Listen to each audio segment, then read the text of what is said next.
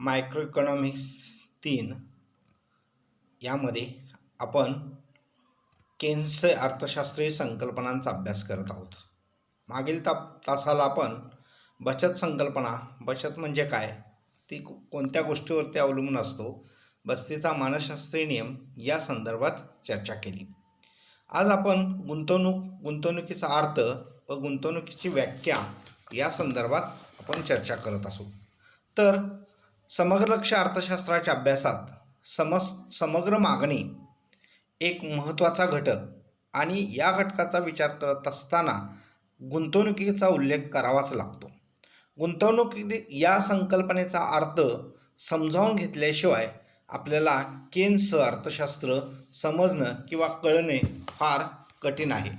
आणि म्हणून सर्वसाधारणपणे अलीकडच्या अर्थशास्त्रात, स्थूल अर्थशास्त्रात गुंतवणूक म्हणजेच वास्तव गुंतवणूक असा उल्लेख आढळतो.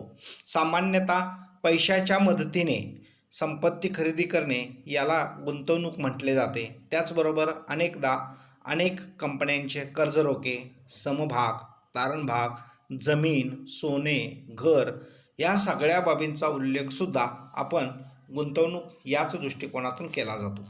परंतु या सर्व बाबींचा विचार करत असताना गुंतवणुकीचा नेमका अर्थ यातून ध्वनित होत नाही. त्यामुळं गुंतवणूक कशाला म्हणायचं, गुंतवणुकीचा अर्थ या ठिकाणी विचारात घेणं गरजेचं आहे. आपण म्हणतो याच्याकडं पैसा आहे, याच्याकडं संपत्ती आहे, घर आहे, जमीन आहे, सोनं आहे, म्हणजे एवढी याची गुंतवणूक आहे. पण नाही, केन्सच्या दृष्टिकोनातून याच्यातून गुंतवणूक या संकल्पनेचा अर्थ स्पष्ट होत नाही. आणि म्हणून गुंतवणूक कशाला म्हणायचं, तर प्राध्यापक रॉबिन्सनं सांगितलं की सध्या अस्तित्वात असणाऱ्या वस्तूच्या साठ्यातील वाढ म्हणजे गुंतवणूक. सध्याच्या तुमच्या वस्तू आहेत, जे संपत्ती आहे त्याच्यात वाढ होणं म्हणजेच गुंतवणूक. अशा पद्धतीनं या ठिकाणी प्राध्यापक रॉबिन्स विचार मांडला. प्राध्यापक केन्सने भांडवली संसाधनाच्या साठ्यातील वाढ म्हणजेच गुंतवणूक, वास्तव गुंतवणूक असंही म्हटले. आणि या भांडवली वस्तूच्या साठ्यातील वाढीमुळे अधिक उत्पादन वाढून अधिक रोजगार निर्मिती होईल. त्याचबरोबर अधिक उत्पन्न वाढून अधिक रोजगार निर्मितीबरोबर उत्पन्नात सुद्धा वाढ होईल, अशा प्रकारची शक्यता या ठिकाणी केन्सनं मांडलेले आहे किंवा अशा पद्धतीचे विचार केन्सनं मांडलेले आहेत. गुंतवणूक म्हणजेच अस्तित्वात असणाऱ्या साठ्यातील वाढ, ज्याच्यातून रोजगार निर्मिती होते, अशा प्रकारच्या गुंतवणुकीला गुंतवणूक असं म्हटलेलं आहे. आपण जो अर्थ घेतो तो आणि प्रत्यक्षात गुंतवणुकीचा वेगळा अर्थ या ठिकाणी आपण पाहिला. आपण गुंतवणुकीचे प्रकार या संदर्भात चर्चा करत आहोत. Types of investment. गुंतवणुकीचे अनेक प्रकार आहेत आणि त्यापैकी काही महत्त्वाच्या प्रकारांची आपण या ठिकाणी चर्चा करणार आहोत. गुंतवणुकीचे एकूण 5 प्रकार आहेत: स्थूल गुंतवणूक व निव्वळ गुंतवणूक, वास्तव गुंतवणूक व प्रेरक गुंतवणूक, वास्तव गुंतवणूक व वित्तीय गुंतवणूक, सार्वजनिक गुंतवणूक व खाजगी गुंतवणूक आणि नियोजित गुंतवणूक व अनियोजित गुंतवणूक, असे हे 5 गुंतवणुकीचे प्रकार आहेत. आणि आता आपण प्रत्येक प्रकाराचा चर्चा या ठिकाणी थोडक्यात करूया किंवा सविस्तरपणे करू शकतो. पहिला आहे स्थूल गुंतवणूक व निव्वळ गुंतवणूक. यापैकी स्थूल गुंतवणूक म्हणजेच विशिष्ट कालावधीत, आता विशिष्ट कालावधी म्हणजेच एखादं वर्ष, वित्तीय वर्ष या ठिकाणी विचारात घेतलं जातं. आणि या वित्तीय वर्षामध्ये निश्चित भांडवली साठ्यात, उपलब्ध असणाऱ्या भांडवली साठ्यात, कच्च्या मालात होणारी निव्वळ गुंतवणूक म्हणजेच स्थूल गुंतवणूक होय. आणि त्यामुळंच या ठिकाणी तुमच्याकडे एका वर्षामध्ये जो भांडवली साठा आहे आणि त्या भांडवली साठ्याचा खरेदीचा खर्च, त्यासाठी केलेला खर्च म्हणजेच स्थूल गुंतवणूक, अशा पद्धतीची या ठिकाणी स्थूल गुंतवणुकीची संकल्पना आहे. निव्वळ गुंतवणूक म्हणजेच या ठिकाणी स्थूल गुंतवणूक वजा घसारा बरोबर निव्वळ गुंतवणूक. घसारा वजा केल्यानंतर जो भाग शिल्लक राहतो त्यालाच निव्वळ गुंतवणूक असं म्हटलेलं आहे. आपल्याला माहिती आहे की आपल्याकडं भांडवली साठ्यात झीज होत असते. या ठिकाणी नव्यानं होणाऱ्या गुंतवणुकीतील काही भाग झीज भरून काढण्यासाठी वापरावा लागतो. गाड्या आहेत त्यांची झीज होते, टायरची झीज होते, मेकॅनिकल लागतो, ऑइल बदली लागतो, अनेक गोष्टी असतात. आणि हा सगळा घसारा वजा केल्यानंतर जो भाग आपल्याला शिल्लक राहतो त्यालाच निव्वळ गुंतवणूक असं म्हणतात.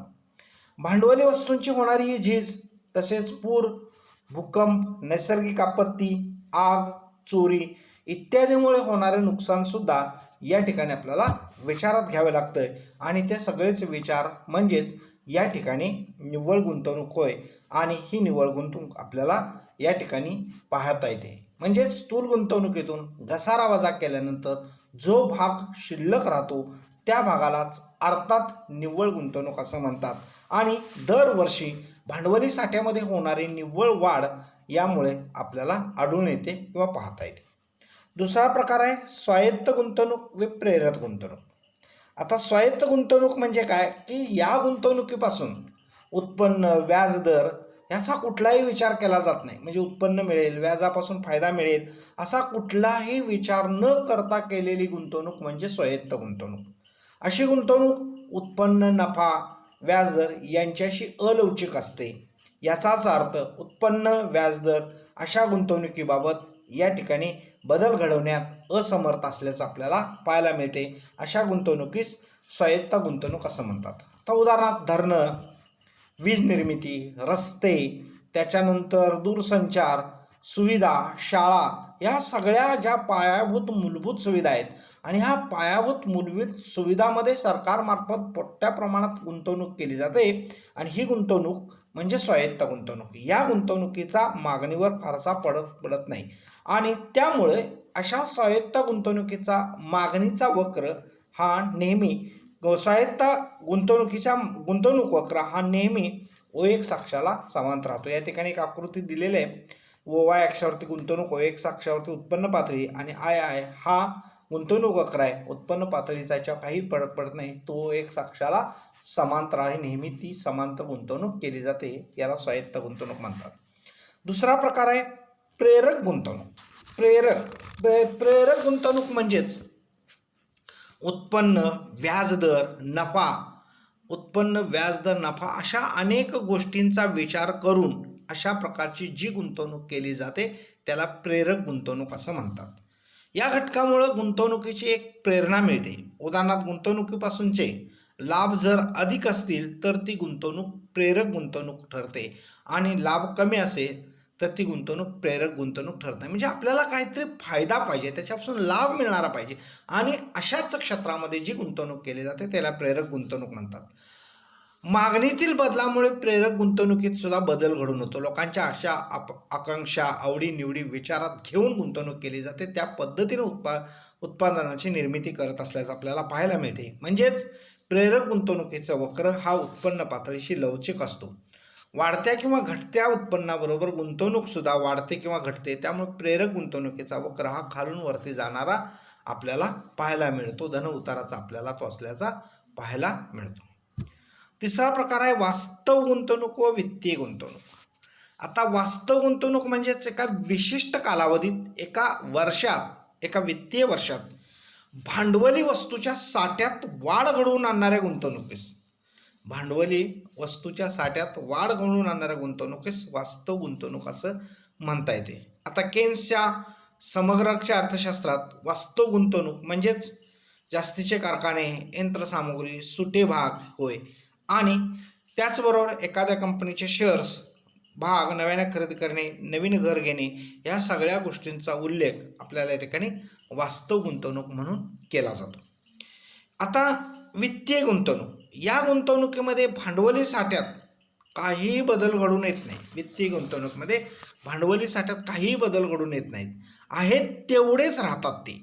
आणि अशा गुंतवणुकीत सध्या देशात अस्तित्वात असणाऱ्या वस्तूंचीच नव्याने खरेदी केली जाते. म्हणजे देशात ज्या उपलब्ध आहेत, अस्तित्वात आहेत अशाच गोष्टींची पुन्हा नव्याने खरेदी केली जाते.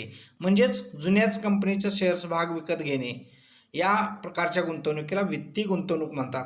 कारण वस्तूत वाढ न होता केवळ अशा प्रकारे तिच्या मालकीच्या हस्तांतरात बदल होत असतो. मालकी बदलते, त्याचं हस्तांतरण दुसरीकडे होते, एका मालकाकडून दुसरीकडे जायला असते, बाकी काही बदल नसतो. अशा प्रकारच्या गुंतवणुकीस वित्तीय गुंतवणूक असं म्हणतात.